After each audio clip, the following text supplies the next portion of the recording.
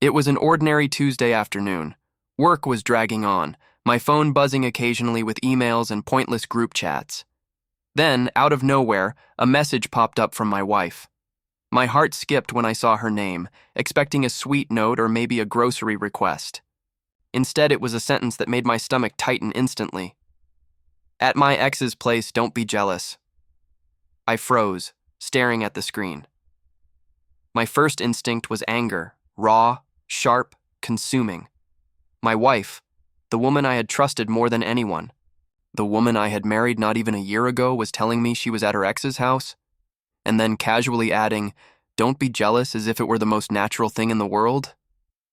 My fingers itched to type a furious response. I wanted to demand explanations, to accuse, to throw back words sharp enough to cut.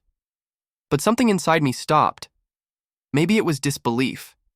Maybe it was the memory of her laughter, the way she looked at me on our wedding day, the vows we exchanged. Or maybe it was the fear that if I lashed out right away, I'd only push her further away. So I sat there, phone in hand, breathing hard. I deleted the words I had typed. "How could you? Are you kidding me? Do you want to destroy us?" And instead wrote something else. Something calm. Something that even surprised me.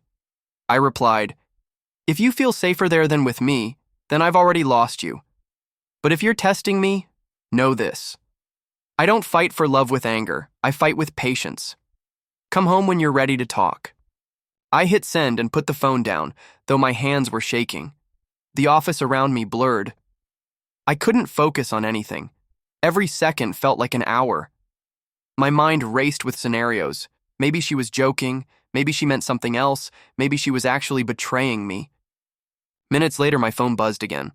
I almost didn't want to look. When I finally did, I saw a string of messages from her. "I'm so sorry. I didn't mean it that way. I wanted to see if you trusted me. Please don't think the worst of me." And then the last one, your reply. It broke me. I didn't expect love instead of rage. By the time I came home that evening, she was waiting for me in the living room, her face pale, eyes red from crying. She rushed to me before I could even put my bag down. "I'm sorry," she whispered, her voice trembling. "I wanted to test you. I wanted to see if you'd get angry, if you'd accuse me, if you'd stop trusting me. I thought maybe if you got jealous, it would prove how much you cared. I didn't realize how much it would hurt you." I stood there, listening, torn between relief and pain. Part of me wanted to yell at her for being reckless with my heart, but the bigger part of me just saw the fear in her eyes, the fear of not being loved enough, the insecurity she tried to cover with childish tests. I held her shoulders gently. "Arya," I said softly, "love doesn't prove itself with jealousy. Love proves itself with trust. I chose to trust you even when your words hurt me. Please don't ever play with that trust again." She broke, down completely then, burying her face in my chest, sobbing until her whole body shook. "I swear I'll never test you again. I don't need proof anymore. Your reply today, it showed me everything I ever needed to know." That night, we didn't talk about it like a crime or betrayal.